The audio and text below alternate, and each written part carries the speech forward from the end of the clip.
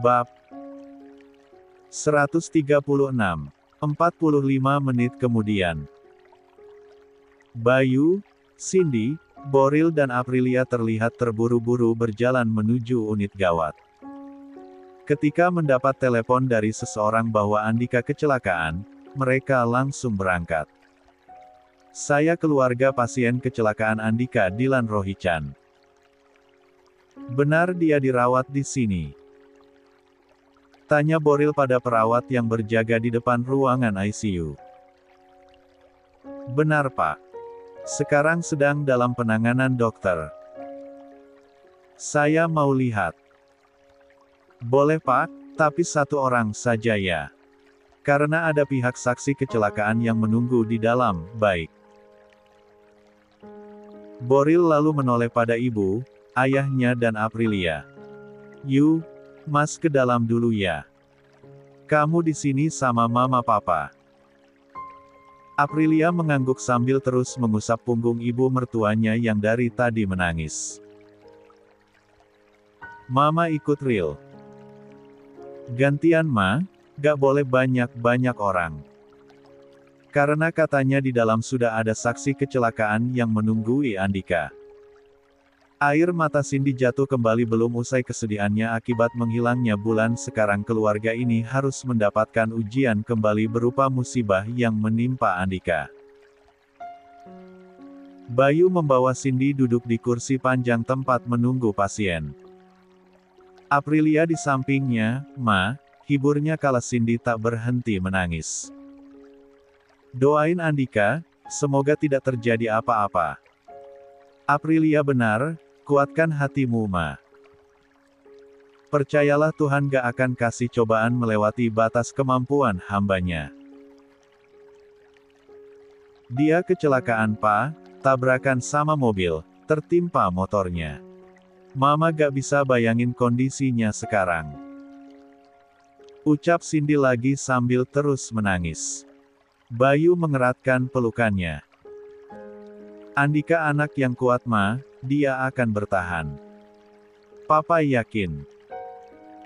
Sebagaimana Boril dulu juga diuji, maka Andika pun akan lulus dalam ujiannya. Papa yakin. Aprilia hanya mampu kagum pada ketabahan hati papa mertuanya. Siapapun tahu sebagai seorang ayah, nalurinya sama seperti ibu yang jika anaknya tersakiti maka dia akan merasakan jauh lebih sakit. Namun Bayu juga harus lebih tegar dari yang lainnya. Ya Tuhan, ucap Boril melihat Andika terbaring dengan luka di sekujur tubuhnya saat telah masuk ke ruang perawatan. Dua orang perawat dan seorang dokter lalu menoleh ketika Boril datang sambil sesekali tetap mengerjakan pekerjaan mereka, yaitu memberikan pertolongan yang cepat untuk Andika. Dokter, bagaimana keadaan Andika? Tanya Boril pada Dokter Mirza. Anda keluarga pasien ya Pak? Iya Pak, saya kakaknya. Begini Pak, sebelumnya saya sudah memberitahukan perihal kondisi pasien kepada saksi yang membawanya ke rumah sakit. Dokter Mirza menoleh ke arah samping bermaksud menuduhkan saksi yang membawa Andika, namun ternyata tidak ada. Dokter berpikir mungkin pasien itu sudah keluar tanpa mereka ketahui. Dia pun melanjutkan kembali berbicara dengan Boril. Kebetulan ada keluarganya di sini, maka akan saya sampaikan kalau kondisi pasien mengalami luka-luka yang cukup serius. Hati Boril mencelos ketika mendengarnya. Secara keseluruhan terdapat banyak memar-memar di tubuh, terutama bahu kiri dan tulang bahunya yang sedikit retak. Beberapa luka robek sudah kita jahit di sekitar bagian kepala dan juga lengan ke kiri. Kedua kaki pasien yang tertimpa motor kemungkinan retak, tapi kami harus memeriksa dengan ronsen untuk mengetahui akibat dari retaknya apakah mengganggu sel-sel motoriknya. Berkali-kali Boril menyebut nama Tuhan ketika mendengarkan betapa parahnya kondisi Andika setelah kecelakaan, sesuai dengan apa yang dikatakan oleh dokter tadi. Namun daripada itu harus kami sampaikan bahwa ada benturan yang cukup keras pada kepala yang menyebabkan cedera otak traumatik. Ya Tuhan, Apa yang terjadi dokter? Cedera otak? Tanya Boril penuh dengan keterkejutan sambil melihat ke arah adiknya yang kini masih terbaring tak sadarkan diri. Kondisi luar badannya yang penuh darah dan luka sudah mencerminkan seberapa parahnya luka pada bagian dalamnya. Apa sangat parah dokter? Mudah-mudahan tidak Pak. Kami tidak bisa memprediksi sebelum melakukan CT scan untuk melihat seberapa kerusakan yang terjadi pada tulang tengkorak atau pembuluh darah yang pecah sehingga kami bisa memastikan penanganan apa yang terbaik untuk pasien. Kemungkinan besar pasien mengalami gejala pusing, kejang, gangguan penglihatan atau hilang ingatan. Boril menutup matanya penuh kekhawatiran lalu ia buka kembali dan yang pertama dilihatnya adalah wajah Andika. Boril berharap ini adalah mimpi namun ternyata kecelakaan Andika adalah nyata. Tolong lakukan yang terbaik untuk adik saya dokter, Dokter Mirza menyentuh bahu Boril. Berdoalah pada Tuhan Pak. Karena di tangannya lah segala sesuatu, kami hanya perantaranya saja. Ucap dokter muda itu kembali fokus pada penanganan Andika. Boril begitu syok mendengarnya, dia tidak bisa membayangkan jika ayah dan ibunya juga mendengar seperti apa kondisi Andika sekarang. Hei Andika, du bist ein starker Mann. Gute Besserung. Wah of. Kamu adalah pria yang kuat. Sembuhlah. Bangunlah. Terdengar sangat tulus penuh pengharapan permohonan seorang kakak pada adiknya. Tanpa tahu jika di balik gorden pembatas antar pasien tengah berdiri Riani sambil menyandar pada tembok. Menjaga dirinya agar tetap berdiri dan tidak kehilangan kesadaran ketika mendengar kondisi suaminya yang begitu mengenaskan. Ia meredam suara tangisnya dengan telapak tangan yang ditaruh di mulutnya agar tangisannya tidak terdengar oleh Boril di sebelahnya. Ril, gimana?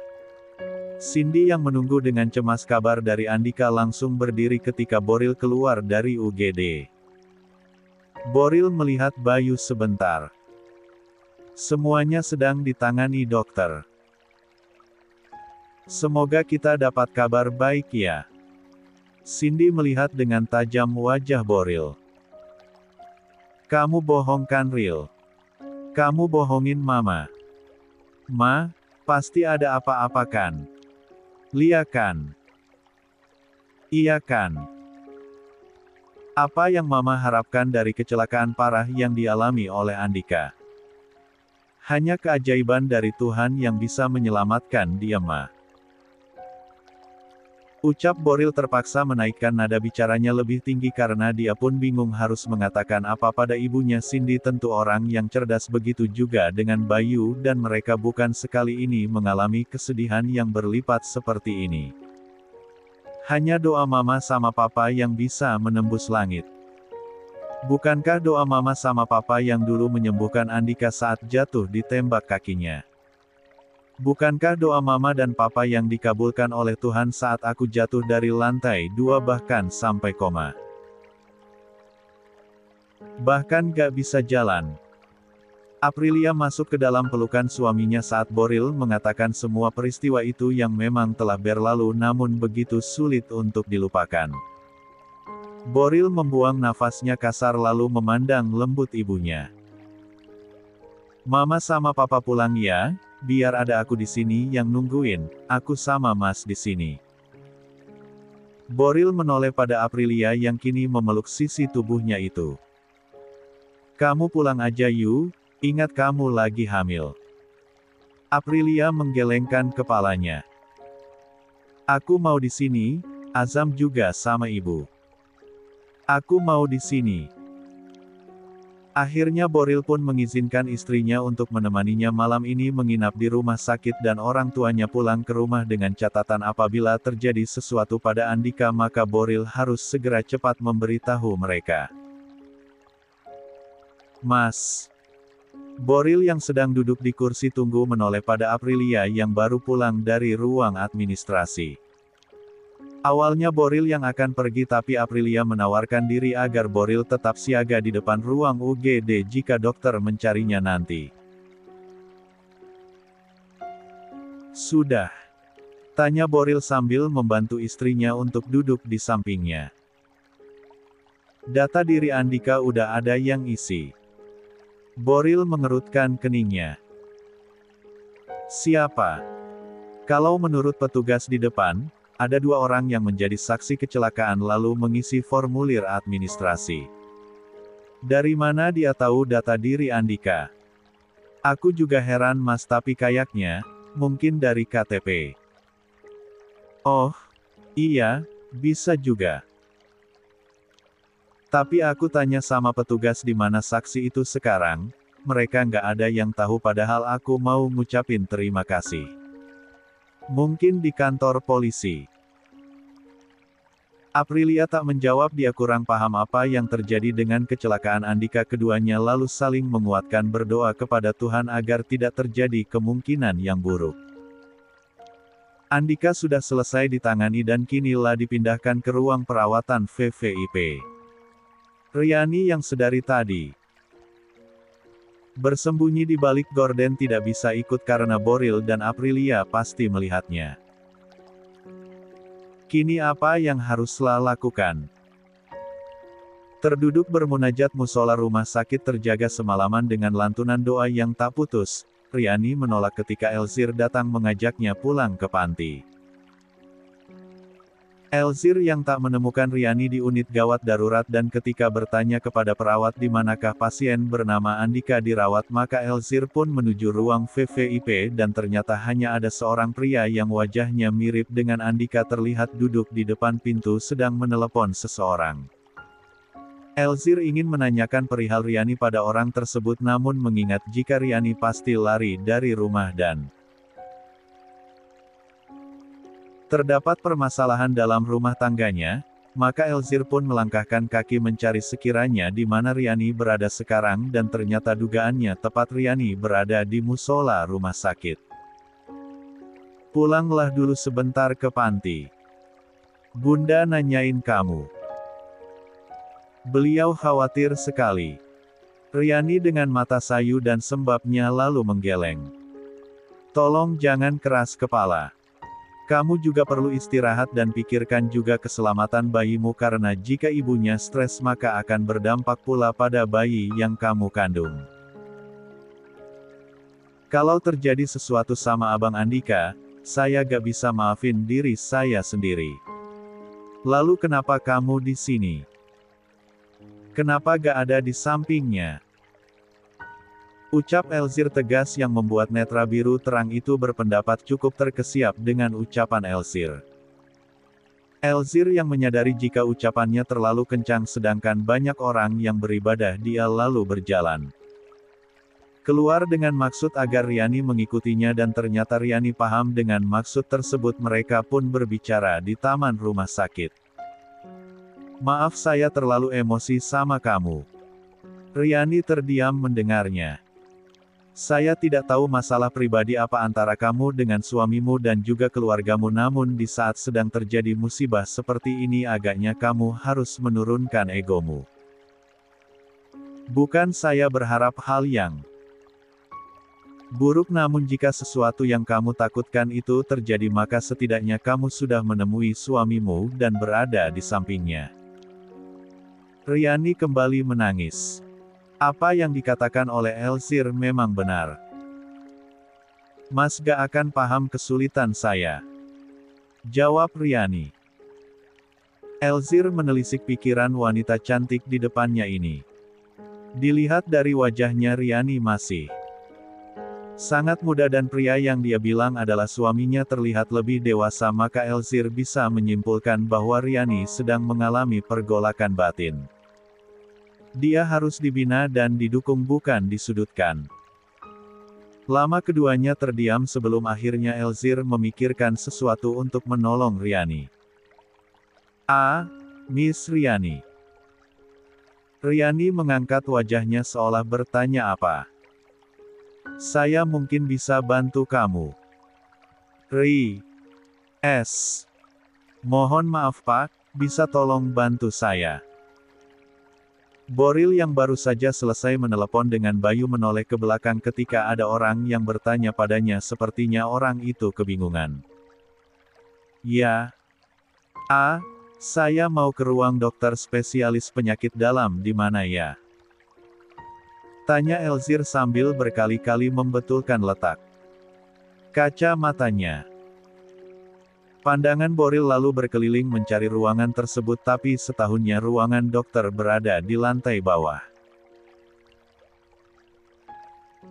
Sepertinya ada di lantai bawah Pak, Bapak silakan bertanya pada ruangan perawat.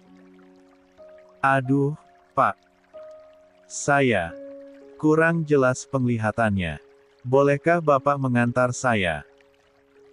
Sebentar saja. Minimal sampai ke lantai bawah Pak. Nanti saya cari sendiri. Boril akan menolak karena Andika sendirian di ruangan rawat inapnya, namun melihat pria ini yang sepertinya memiliki keterbatasan membuat Boril merasa kasihan lalu membantunya karena dia pikir juga kalau Aprilia yang pulang sebentar tadi untuk melihat Azam dan melihat Cindy yang sakit, sudah sampai di ruang bawah dan mungkin tidak lama lagi naik ke atas. Baiklah, mari saya antar, terima kasih Pak. Terima kasih, Elzir lalu berjalan sambil meraba tembok. Sebenarnya Boril merasa heran dengan pria satu ini, jika dia memang tidak bisa melihat lalu kenapa bisa sampai lantai atas, atau jika pandangannya buram kenapa tidak ada saudaranya yang mengantar dan kenapa dia mencari dokter spesialis penyakit dalam. Tapi ia tak mempermasalahkannya selagi bisa membantu orang. Yang Boril tidak tahu adalah tanpa pengetahuan mereka berdua, Riani yang bersembunyi di balik dinding dekat tangga, lalu keluar dari tempat persembunyiannya. Lah berjalan cepat menuju kamar Andika lalu melongok dari kaca yang ada di pintu. Kosong. Tak ada orang. Riani pun segera masuk ke ruangan itu. Dengan langkah perlahan dan jantung yang berdebar kencang ia menguatkan hati untuk kembali menemui suaminya yang masih tertidur pulas. Riani berharap Andika hanya sedang tidur. Bukan hilang kesadaran apalagi hilang ingatan. Karena Riani tak akan sanggup jika berada dalam bagian yang dilupakan Andika. Riani mengambil tangan suaminya yang kini sudah bersih dari darah dan luka-lukanya pun telah dibelut perban, begitu juga dengan kepalanya. Ia mencium punggung tangan Andika. Air matanya menetes lagi dengan derasnya kini. Tak pernah menduga kalau akan berada di keadaan seperti ini. Ia bawa tangan itu ke dadanya. Mencoba kiranya sentuhan Andika bisa menenangkan hatinya yang tak karuan sejak kemarin. Andikanya yang gagah, yang tampan dan tak terkalahkan kini terbaring tak berdaya. Ia yang terbiasa tersenyum menggoda, kini pucat pasi dengan luka-luka mengerikan dari kepala dan sebagian wajahnya. Bang, Riani, rindu. Ucapnya sambil menangis menunduk di samping tubuh suaminya. Tak peduli jika tangisnya kini menyeruak ke seluruh ruangan, dia hanya ingin menyalurkan kerinduannya pada sang suami. Kalau rindu kenapa gak pulang?